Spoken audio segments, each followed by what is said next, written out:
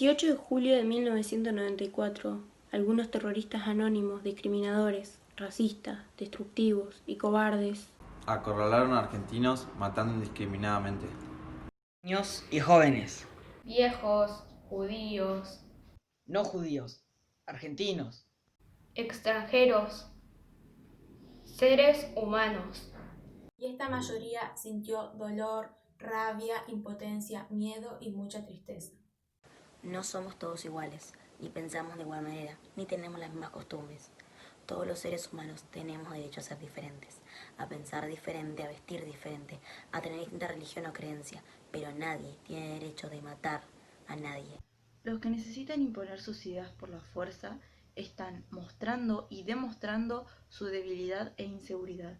Al no poder convencer, animan, imponen, matan, no aceptan las diferencias ni practican el respeto y la tolerancia, tan necesarias para la convivencia. Y esto es muy peligroso. Hay que estar atentos y cuidarnos entre todos, no permitir ni el más mínimo acto de discriminación, bullying o diferencia. Justicia. justicia,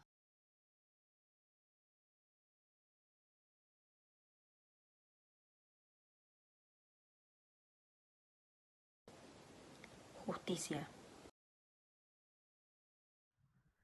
Bueno, ante todo, Anita, gracias por ser parte de esta propuesta virtual de recordación en una fecha tan significativa y que cala hondo en el corazón de los argentinos y de la comunidad judía en particular.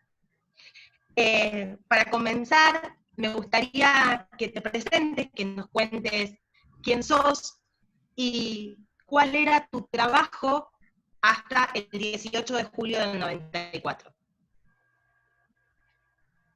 Con mucho gusto. En principio, muchas gracias por invitarme. Es un momento importante en el calendario de la vida argentina, sin ninguna duda. Un atentado del tamaño y del calibre y del impacto que ha tenido el atentado a la AMIA es un tema nacional. Es un momento importante para la comunidad judía porque fue el objetivo de este atentado, y entonces tenemos que pensar y ocuparnos de que este homenaje suceda. Y me parece que también en este momento de la cuarentena y la pandemia, donde tantas veces se está contando y diciendo los muertos, que lamentablemente este virus y este bicho está quitándonos de la vida, las vidas cuentan. Y entonces en este caso, para este 26 aniversario del atentado a la AMIA, cuentan las vidas. Y por eso queremos, yo quiero participar, y ustedes los felicito por organizarlo, estos momentos de repasar, de comprometerse con lo que significó el atentado a la AMIA. Mi vida, digamos, es una trayectoria un poco extensa. Mis padres son sobrevivientes del Holocausto, ambos. Llegaron como sobrevivientes a Bolivia, se instalaron en Bolivia y pudieron desarrollar una vida creando una familia, mi hermana y yo, y siempre, por supuesto, recordando que eran sobrevivientes. Después yo fui a estudiar a Israel. Ellos se quedaron viviendo en Bolivia con mi hermana y después llegaron a la Argentina años más tarde. Pero yo viajé a Israel y ahí me quedé a estudiar en la Universidad Hebrea de Jerusalén. Tengo un título en sociología y en ciencias políticas. Después vine a la Argentina, donde ellos ya estaban radicados, y me quedé acá, me casé, tengo dos hijos, tengo nietos, y desarrollé mi vida acá. Mi vida profesional empezó desde bastante temprano con instituciones de la comunidad judía. Trabajé en el Comité Judío Americano, algo en DAIA, pero también en varias investigaciones sociológicas y finalmente en AMIA. Ya en AMIA estoy hace muchísimos años. Entré en el Centro de Documentación e Información sobre Judaísmo Argentino, que se ocupaba y se sigue ocupando de documentar cómo fue que se creó la presencia judía en la Argentina. ¿Cuándo? ¿De dónde vinieron? ¿En qué contexto? Y en este caso, ustedes, los que viven en el interior, digamos, son casi los pioneros de esa historia. Estos pioneros que llegaron para fines del siglo XIX, en el XX, y se radicaron en las colonias agrícolas. Volviendo al centro Martí. Entonces, empecé ahí como investigadora, después pasé a ser directora del centro, en el cual nos dedicamos muy ampliamente a documentar, como decía, esta presencia. Documentar significaba tomar testimonios y escuchar las historias de vida de muchísimos de estos inmigrantes que se radicaron, como decía, en las colonias o en las ciudades, y cómo llegaron a las comunidades del interior, juntando fotografías. Hoy en día hay más de 50.000 fotografías que hemos escaneado y tenemos que documentar, los periódicos, los documentos, etcétera, cosa que también habla mucho con el tema de la memoria. ¿Y por qué tenemos que preservar esa memoria? Esa memoria con aquellos objetos, aquellos documentos, aquellos papeles, aquellos objetos que nos traen esa memoria. Muchos de ellos están siendo utilizados ahora en los envíos que se hace para el homenaje a las víctimas del atentado. Esa es la importancia. Después me convertí en directora también, además de ser directora del Centro Marturco, del Bada Keilot.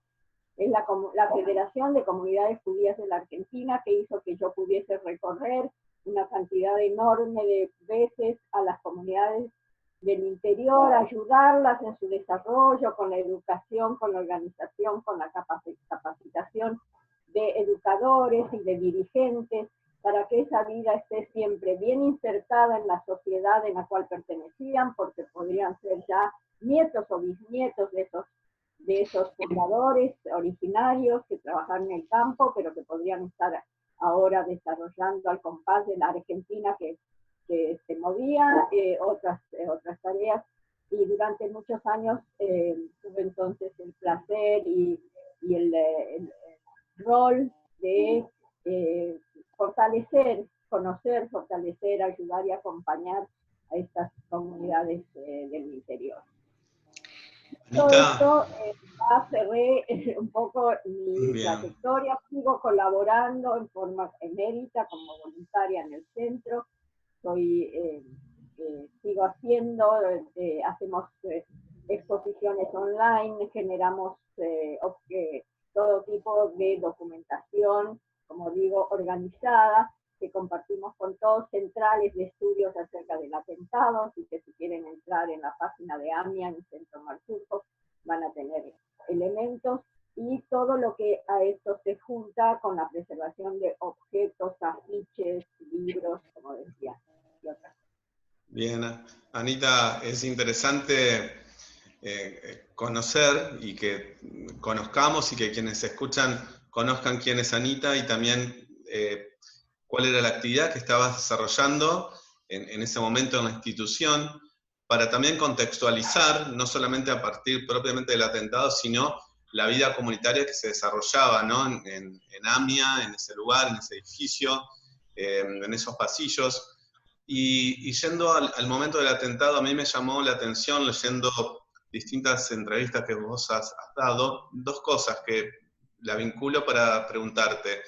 Una que tiene que ver con el momento en que te encontrás con tu esposo, pero en realidad para organizar por un teléfono él te dice, bueno, te encuentro o te espero en la puerta, y vos le decís, no hay más puerta, es decir, la percepción esta de lo grande que había sido realmente el atentado, y por otro lado, en el momento preciso del estallido, vos estás en una oficina y mencionás en un relato que en el primer segundo, por el ruido, pensaban que era tal vez de algún edificio en el que se estaban haciendo obras. Entonces la pregunta un poco que pensamos con Natalia es, junto con lo que vos habías vivido como con tu familia, años, por supuesto, muchos años antes con la Shoah, pero luego la embajada.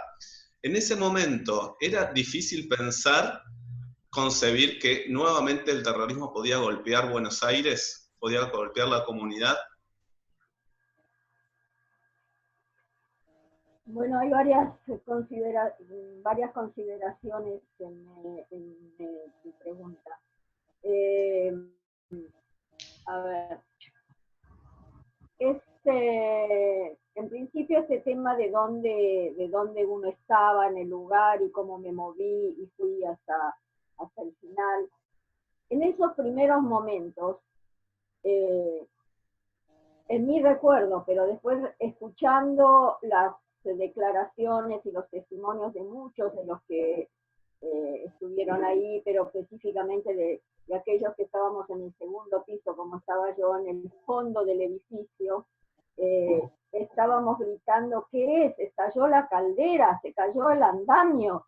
No cabía en nuestras mentes, en ese momento, en esa situación, donde había empezado un día lunes como cualquier otro, cada uno estaba sentado en su escritorio.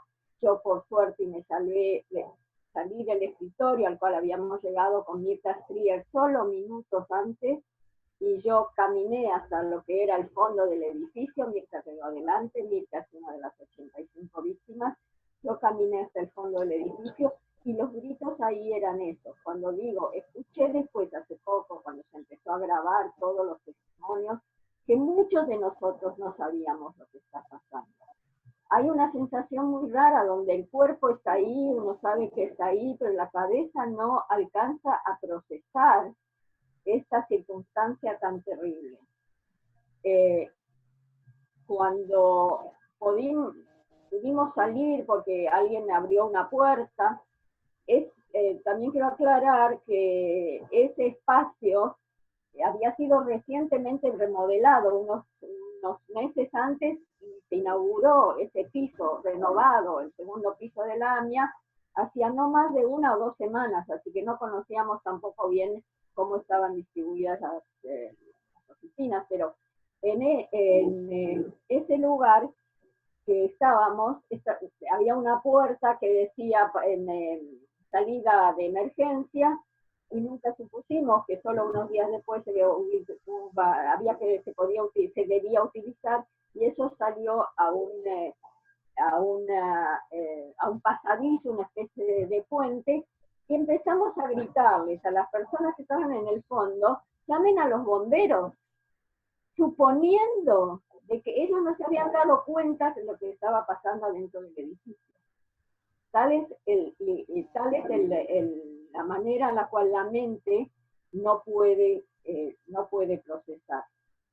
Cuando subimos, después de una escalera, pudimos subir, era un techo, todos, por supuesto, anonadados a los gritos, y todo seguía cayendo, nadie sabía cuándo iba a parar esto, pero cuando subimos a un techo que había de una institución que estaba en el contrafrente, seguíamos viendo hacia el fondo, ahí digo, escuchamos, les gritamos que a ver que llamen a los bomberos. Solo cuando nos dimos vuelta y vimos para atrás empezamos a gritar, es una bomba, otra vez una bomba. Así que la mente en ese momento. Ahora, si vos preguntás si la modalidad de pensamiento de seguridad en la institución, en la comunidad, se había modificado, en alguna medida sí, ya el acceso a la institución no era libre, había muchachos de Vitajón, todos ellos víctimas del atentado, que recibían a las personas que llegaban, se les pedía documentos, se ponía el documento, y había ciertas medidas de seguridad, pero no aquellas que uno imagina después, y uno siempre, el diario del lunes, te digo, por el que leer el diario del lunes, de por qué hubiese hecho, son preguntas filosóficas. El hecho es que sí se prestó atención al tema de seguridad, pero ellos, los perpetradores, se aseguraron de aquello que venían a hacer les saliera bien.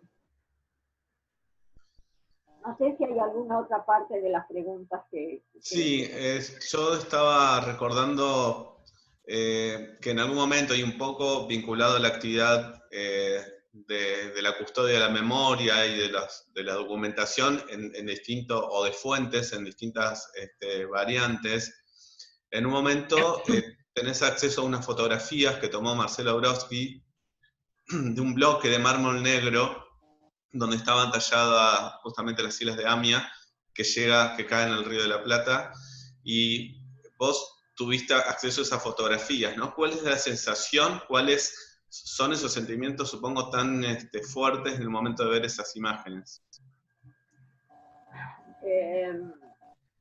Tengo que añadir a esa información que el Centro Mar Turco no funcionaba en Pasteur 633. El Centro Mar Turco funcionaba en Ayacucho, en la calle Ayacucho, a la misma altura, al 600, donde antes estaba el colegio Rambam, que era un colegio secundario de la comunidad judía de Amia, y una biblioteca Mendelssohn. Ahí funcionaba el centro. Esa mañana, y vuelvo un poquito en el relato, salimos con Mirta a las 9:30, debe haber sido 10 menos cuarto, porque llegamos a Pasteur, entramos con Mirta al edificio y ya la otra parte la conocen. Yendo a tu respuesta, el centro quedó funcionando en Ayacucho, así como Amia, dado que el edificio estaba todo destruido, todas las otras oficinas, todas las otras dependencias, de entierros y de servicio social y de educación y de todas las oficinas administrativas pasaron a funcionar al edificio de Ayacucho, ¿sí? Entonces ahí estaba el centro. Un buen día aparece el fotógrafo Marcelo Brodsky, que es un fotógrafo que se dedica muy especialmente a documentar temas de memoria, porque él tiene un hermano jovencito desaparecido, y entonces él se dedicó mucho a este tema, y trae una foto y dice, miren, ahora se está planificando ahí en la Costanera armar el Parque de la Memoria, y van a mover los escombros, hay escombros y van a mover escombros de todo tipo. Y viene que sacó una foto, dice, está este bloque, y no sé si pertenece a los escombros que trajeron del edificio de Amia. ¿Se imaginan la emoción, el estupor, también el compromiso que una situación como esta involucraba? Me mostró las fotos que había sacado y claramente me di cuenta que esos eran escombros del edificio de Amia que habían ido a tirar a la Costanera, porque había una parte de alguna de las letras A, porque en el frente del edificio estaban grabadas en tamaño enorme las letras A, M y A de Amia, y ese bloque que hasta el día de hoy se exhibe muchas veces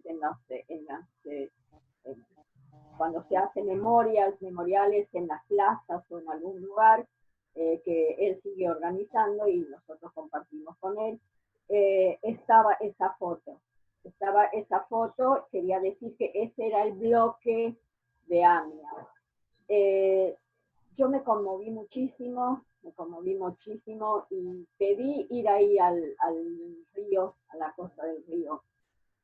Para mí, y él saca ahí una foto y muy conmovedora para mí, soy yo ahí, pero yo creo que ahí sentí como la despedida de quienes eran los que conocía y los que no conocía.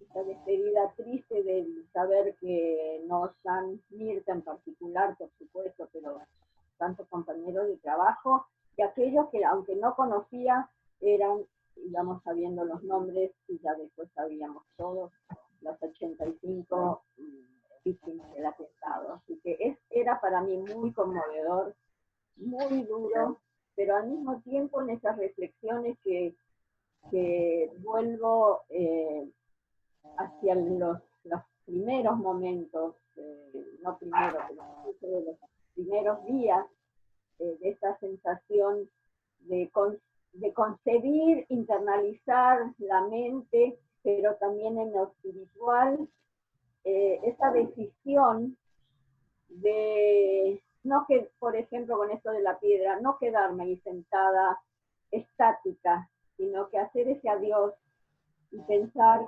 que hay que seguir haciendo cosas con lo que me pasó. Y eso es lo que yo seguí haciendo a lo largo de todos estos años, ¿no? El dolor, sino que pensar que hay cosas para hacer, como esta entrevista. Anita, eso es a lo que yo quería apuntar, y que cómo más allá del dolor uno se levanta y sigue. Yo siempre les digo a mis alumnos que el pueblo judío es un pueblo que no solo tiene historia, sino que tiene memoria. Y que no es una memoria estática, como dijiste vos, sino que es una memoria activa y que, valga la redundancia, se hace haciendo. No se puede generar una memoria tiesa, quieta, sino que esto que hacemos y que va a repercutir en las generaciones posteriores es una memoria activa. Y quisiera preguntarte, ¿cómo es esto de vivir o llevar la memoria activa, no solo en el mes de julio, sino permanentemente? Bueno, para mí tengo que volver un poco también a cómo fueron esos primeros días, de los cuales ese mismo día, después de salir y estar parada en las esquinas mirando los escombros y de los rescatistas, y yo queriendo sumarme, y no, me decían, no, quédate. Estaba absolutamente apabullada, pero seguimos, nos convocaron después para ir al edificio, que AMIA iba a funcionar, el edificio de Ayacucho. Yo fui y hasta las 10 de la noche no volví a mi casa, y cuando miré en la tele, porque obviamente la tele estaba transmitiendo todo eso, dije, no puede ser que yo haya estado ahí, que yo haya salido. Y ese impacto también creo que fue fuerte, me daba en la mente, y al día siguiente fui y nunca dejé de ir a hacer lo que había que hacer para ayudar, para recibir a los familiares que venían, para hacer los listados, para poder corroborar, ayudar a los que venían como rescatistas. Realmente me comprometí en el hacer, pero también tuve en algún momento esta cosa de, bueno, me dejo estar, pero también, y lo tengo que mencionar, tenía conmigo muy fuertemente el abrazo que mi mamá me dio apenas la primera vez después del atentado, que vino a abrazarme. Ella, como dije, era sobreviviente de la Shoah igual que mi papá, y del Holocausto igual que mi papá, y me dijo, nunca me imaginé que a una hija mía la tuviesen que llamar sobreviviente de un atentado antijudío. Ella tenía la creencia y el deseo y la ilusión de que el Holocausto hubiese enseñado a la humanidad cómo, de qué manera no se debe actuar, cómo son las lecciones que la vida santa y odiar a un pueblo, a una identidad, a una etnia, a un país, y decidir eliminarlo de la faz de la tierra es imposible, va en contra de los derechos humanos. Y si uno quiere irse para el costadito, ahí se crean Naciones Unidas, que se compromete hasta ahora. El Holocausto parecía que iba a dar algunas lecciones. Mi mamá ahí tenía esa esperanza, pero evidentemente no, porque hasta hoy estamos sabiendo que estas no son lecciones tan aprendidas, y en ese momento el atentado demostró. Ahora, yo también creo fehacientemente, y me comprometí a partir de eso, con hacer algo con esto que me pasó. Y era, por un lado, lo mencioné, la documentación, ese afán que tenía yo de documentar y que se guarden todas las cosas, todos los diarios, todo lo demás. Pero también, ¿qué podía yo hacer? ¿Y qué puede cada uno hacer desde el lugar que está para que en el momento del atentado, ese atentado no se olvide, no se deje de recordar a las víctimas, pero que también se insista en que cada uno desde el lugar donde está puede hacer una diferencia. Yo también muchas veces menciono, me dedico en especial a jóvenes, que muchísimos vienen a AMIA a buscar, y por supuesto online buscan los materiales o me entrevistan, y mi mensaje siempre es que del lugar donde uno está, siempre puede encontrar la forma de denunciar el odio, de enseñar la convivencia, de enseñar el respeto por la vida, de enseñar las formas en las cuales la discriminación puede al principio parecer una cosa, bueno, sí, le hicieron bullying a un chico, a una chica, ¿sabe? Bueno, porque es gordito, porque no habla bien, porque se viste, porque sus padres vienen de otro país, porque tienen otro color de piel. Y yo insisto que cada uno desde su lugar, ustedes como educadores, los que tienen el rol de la comunicación, los que tienen el rol cultural de crear piezas, teatro, cine, piezas de comunicación, de concientización, los psicólogos, todos tenemos desde el lugar de cada uno la posibilidad de pensar que el odio no es una forma de vida que el ser humano tiene que desechar, tiene que cuidar en cada momento que le toca a que la discriminación y el odio no llegue al fanatismo. Hay una pirámide del odio, se está hablando ahora mucho de esto de la pirámide del odio. Y yo digo, por ejemplo, en la pirámide baja del odio, donde dice, puede haber una situación, por ejemplo, en la cual en Alemania, 1939, el nazismo está creciendo, y deciden prohibir a la gente el contacto con judíos. Y hay unas dos nenas que juegan siempre juntas, amiguitas, tienen 10 años, siempre jugaron juntas, una es judía y la otra no. Y va un día a la casa y la mamá de la nena alemana, que no es judía, le dice, no vas a poder seguir jugando con mi hija porque vos sos judía. Ahí empezó la pirámide. Una madre sin ninguna base compra y asume una orden inhumana, porque prohibir a nenas chiquitas que no entienden el porqué, que sigan siendo amiguitas porque son judías, y eso creció y creció, y después sabemos a lo que llegó el odio fanático, ¿sí? Llegó a los campos de exterminio, llegó a eso.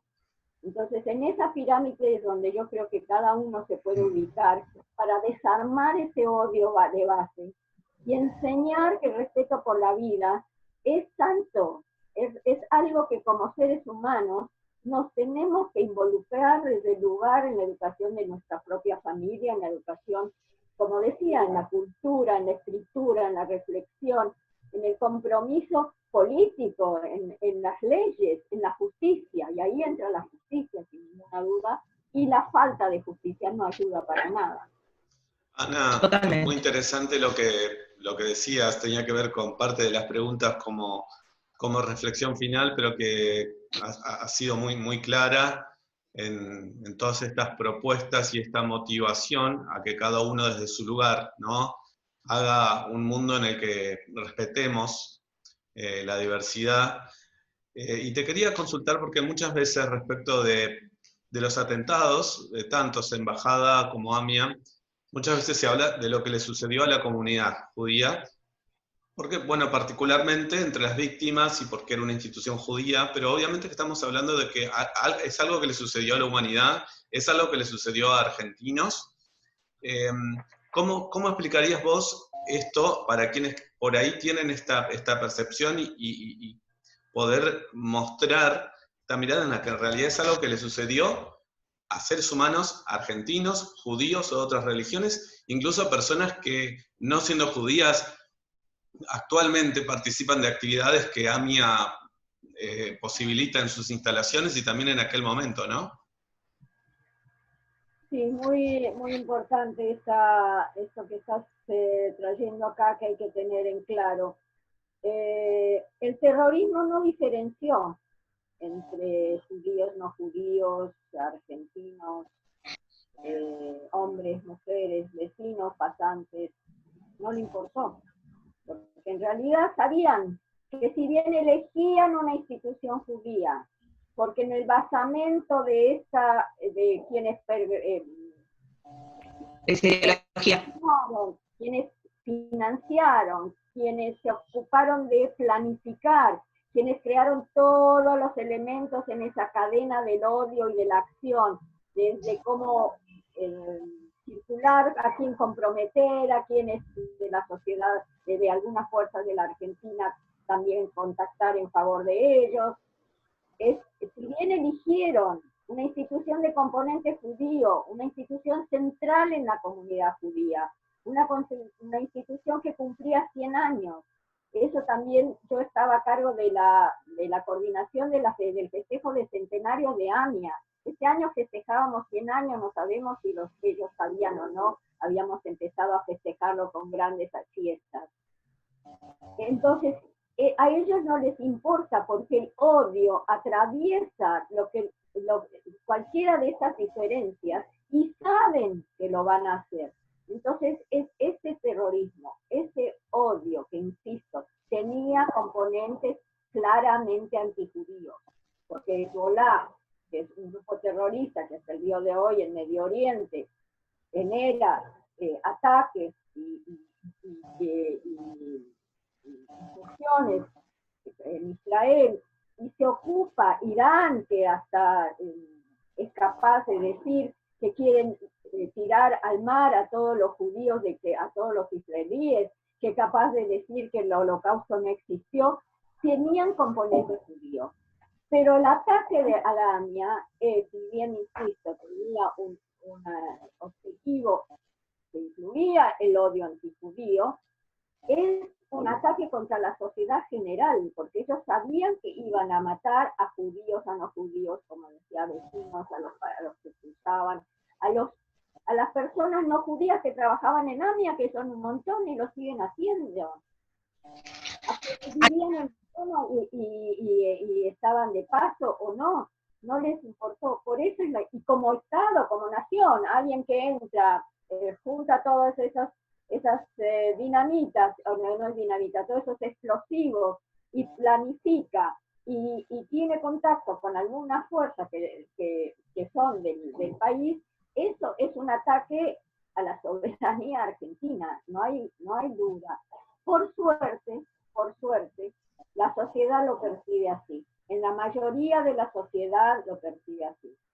Eso tenemos que reconocer. Durante todos los aniversarios, la sociedad ha respondido, al llamado del reclamo de justicia y de honrar la memoria, y se ha entendido de que esto no es solo un tema judío, es un tema judío, pero no solo un tema judío. En todas las provincias, en general, hay recordaciones, hay monumentos, hay cosas que recuerdan y también denuncian la falta de justicia en todo el país, o en los mayores, en muchísimos lugares del país. Hay una comprensión, incluso hay estudios de opinión que preguntando a ver qué piensan, si ha sido un ataque contra los judíos nada más, o hacia la sociedad, la gran mayoría contesta contra la sociedad argentina. Lo mismo que estas grandes campañas de difusión en todos estos 26 años, no son solamente hechos desde AMIA, es con el concurso de la sociedad argentina, la de los músicos, la que se está haciendo ahora, la que hubo del pueblito que tenía 85 personas, todo es con ayuda de la sociedad argentina que asiste, en general, que reclama, que se compromete a seguir reclamando por justicia y honrando la memoria. Creo que es indiscutible. Ahora, que hay sectores que desean enfilarlo para otro lado y hacer como los judíos solamente El ataque será un sector, en las sociedades existen estas cosas, muy pequeños,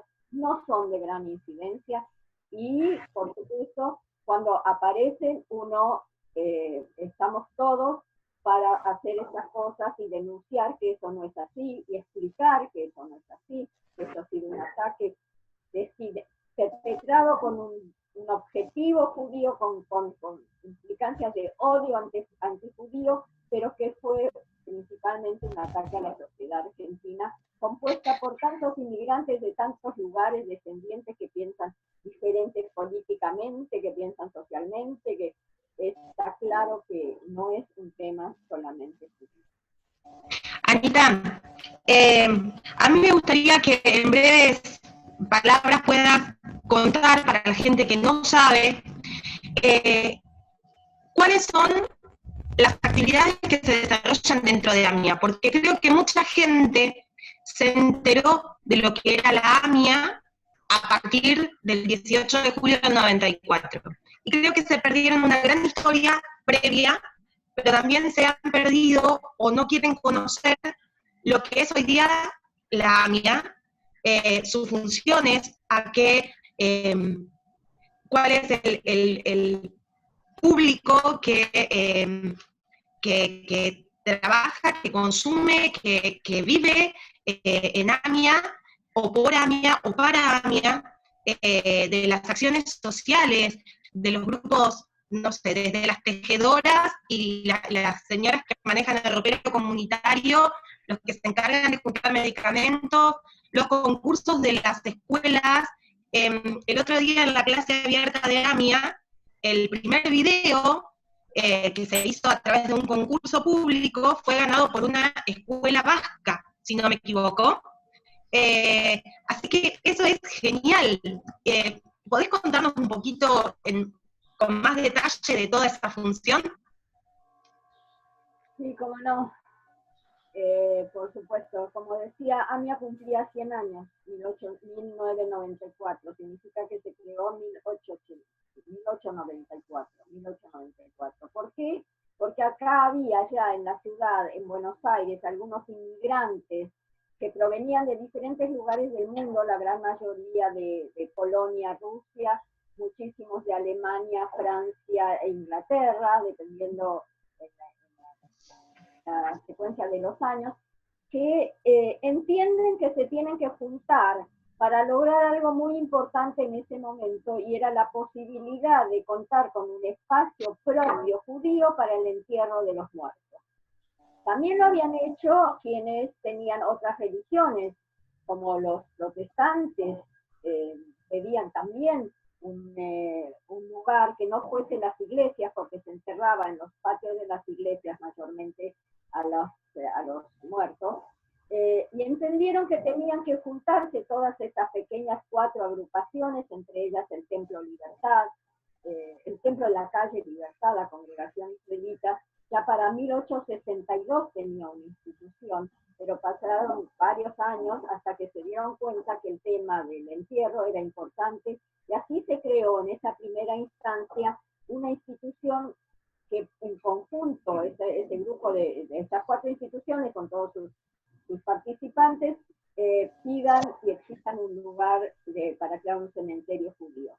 Pero al poquito tiempo de existencia se dieron cuenta también que tenían que sumarle tareas, no solo el tema del lugar para el entierro, sino la ayuda, porque seguían llegando inmigrantes de todos lados, inmigrantes que escapaban de las persecuciones, de los pogroms rusos, o de persecuciones en otras situaciones, o venían buscando un futuro mejor para sus familias, y había que ayudarlos, había que recibirlos en algún lugar, había que ayudarles a conseguir algún trabajo, había que ayudarles en caso de enfermedad, había que distribuir ayuda para los necesitados. Al muy poco tiempo se dieron cuenta que estos grupos que creaban sus propias instituciones, los sefaradíes que venían del Medio Oriente, o de la parte de los países de extremo del Medio Oriente, digo, de origen árabe, o de españoles, o los marroquíes, que también hacían sus sinagogas o sus centros de rezar, estaban muy interesados en enseñar a la próxima generación, entonces se fueron creando pequeñas escuelitas y también vinieron a AMIA, que en ese momento no se llamaba AMIA, se llamaba Quebraceluchá, después del 48, 1948 se llamó AMIA, para pedir ayuda para esos espacios educativos que se fueron ampliando, y entonces ahora ya tenemos que no solo los entierros, sino que también la ayuda social, pero también se sumó la ayuda educativa, y entonces también se empezó a sumar apoyatura a lo que iniciaban a hacer los clubes sociales, sociodeportivos, y también teníamos que pensar entonces en la gente mayor, y así se fueron creando estos diferentes ámbitos que si uno los mira, son casi los mismos que hoy constituyen a la AMIA en toda su poder, su capacidad. Claro que fue ampliándose con el tiempo, se empezaron a tener, en particular después del atentado también, actividades en todos esos rubros que van a la mejora de la vida de las personas, contemplándolos desde las necesidades de la tradición judía. Necesidades de educación también tenían los franceses, los ingleses, los españoles, también creaban sus instituciones de apoyo. Y la AMIA desde lo que significaba la esencia y la tradición judía, conservando también toda la enseñanza y tenían el rol de la enseñanza de las tradiciones, la religión, y hoy si uno mira todos estos cambios de inserción en la sociedad, porque las actividades culturales se han expandido a miles y millones de cosas que tienen una presencia y una participación de la sociedad general, las actividades de las 100.000 personas que pasan por las actividades culturales de AMIA, nadie le pregunta de qué religión es, los que se anotan en los cursos, en la página de AMIA, nadie les está preguntando de qué país llegaron. Entonces participan judíos y no judíos.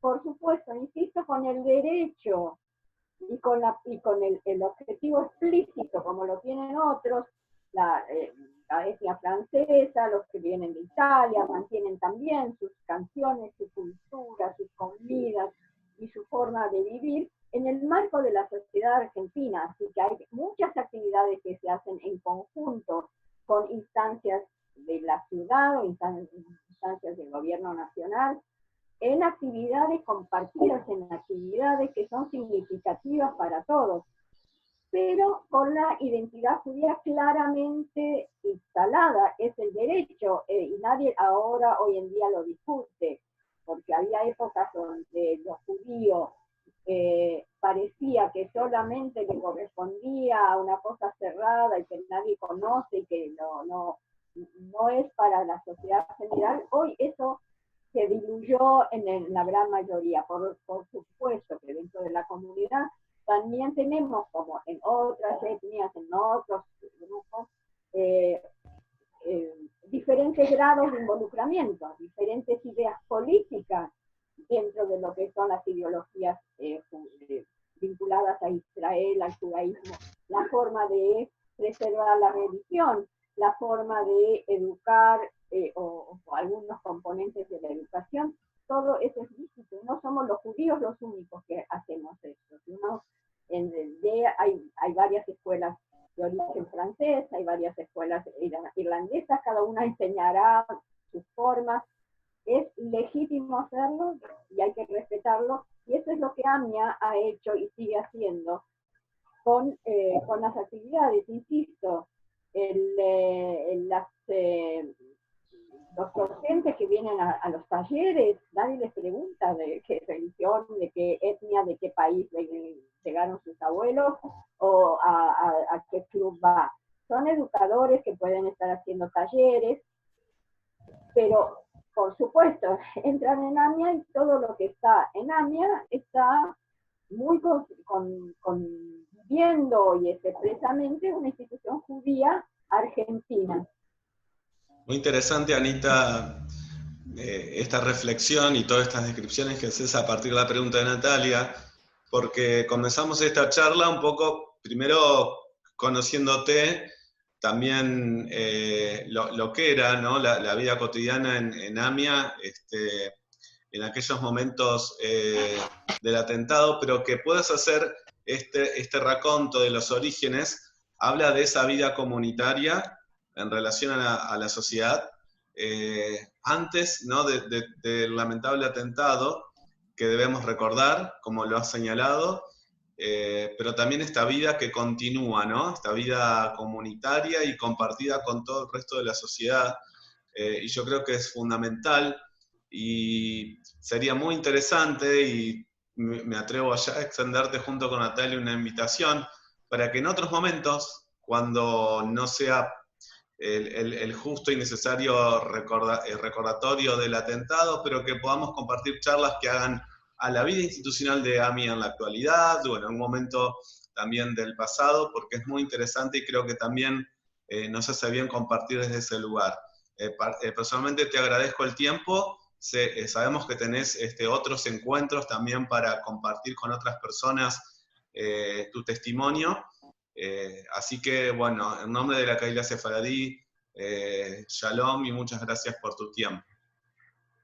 A ustedes por hacer lo que hacen, a ustedes, que mantienen esa antorcha, porque ya no es una velita, es una antorcha prendida de estas generaciones que son descendientes de los colonos judíos de las provincias, en particular Entre Ríos, y que tienen el derecho y el compromiso por seguir explicando, contando, adhiriendo y fundamentalmente comprometiéndose en una educación que sea respetuosa del otro y que esté basada en honrar la vida para todos, para quienes fuimos víctimas, porque toda la sociedad argentina fue víctima, para quienes no conocieron odios, pero que también entienden que hay que vivir buscando la convivencia y la paz, y fundamentalmente el respeto de los derechos de las personas, de los derechos humanos. Sigue vigente entonces el reclamo de justicia, memoria, y no olvidamos, no olvidaremos. Gracias, Anita.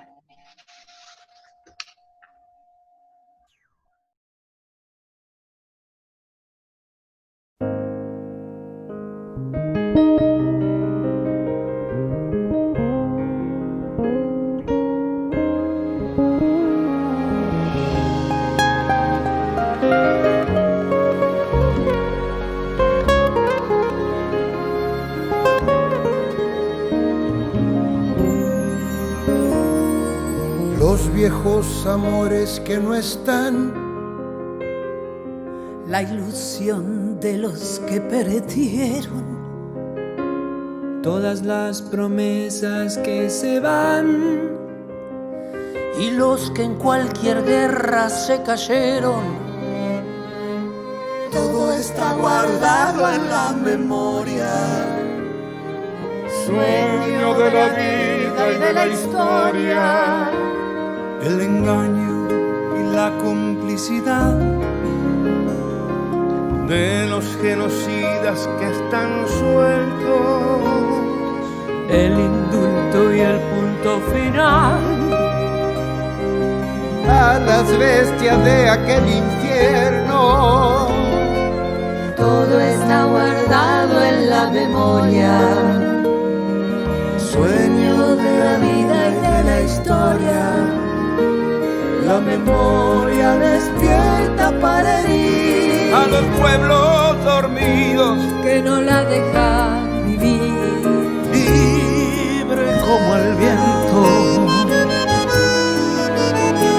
Los desaparecidos que se buscan con el color de sus nacimientos, el hambre y la abundancia que se juntan, maltrato con su mal recuerdo.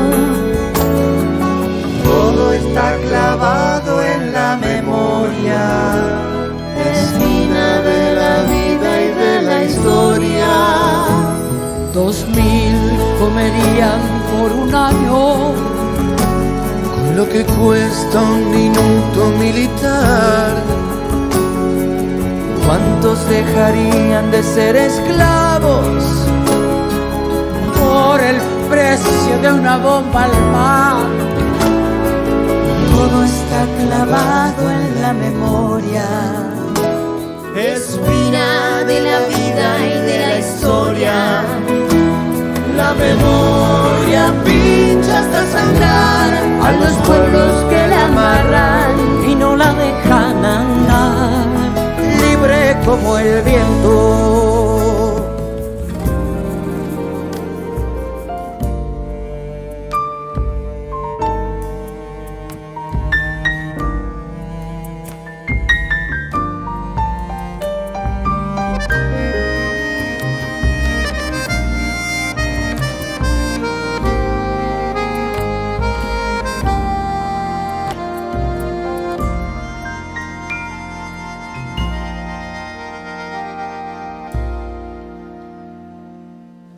Todos los muertos de la AMIA, todos los muertos de la AMIA, todos los muertos de la AMIA, todos los muertos de la AMIA, los de la Embajada de Israel, el poder secreto de las armas, la justicia que mira y no ve, todo está escondido en la memoria, refugio de la vida y de la historia.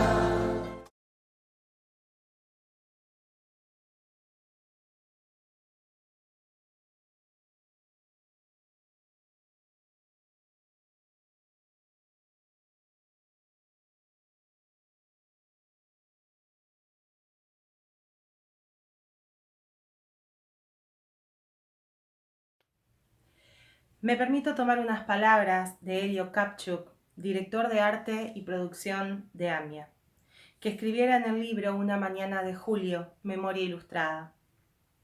El tema principal del libro, dice Kapchuk, es la memoria, y de este acto también. Se dice que una persona tiene memoria cuando realiza la acción de recordar, trayendo al presente algo que sucedió en el pasado. ¿Y por qué es importante recordar? Porque los recuerdos constituyen nuestra historia, y sin esos recuerdos desaparecería la experiencia de vida que cada uno tiene como individuo, como grupo o como país. Así, sin historia, deambularíamos por el presente sin dirección ni camino. Recordar da más trabajo que olvidar, y es algo que a veces no es natural, sino que nos lo tenemos que proponer. Y cuando uno se propone recordar, y por lo tanto no olvidar, es porque cree que esas cosas son importantes para construir hacia adelante. Recordar no es atarse al pasado, es honrarlo y sobre todo pensar en un futuro mejor. Nuestra identidad, o sea, quienes somos, está constituida por muchas cosas: de dónde venimos, de dónde nacimos, las características de nuestra familia, nuestras creencias, nuestras ideas, sueños, deseos, las relaciones que establecemos, nuestras permanentes elecciones y también por lo que decidimos recordar.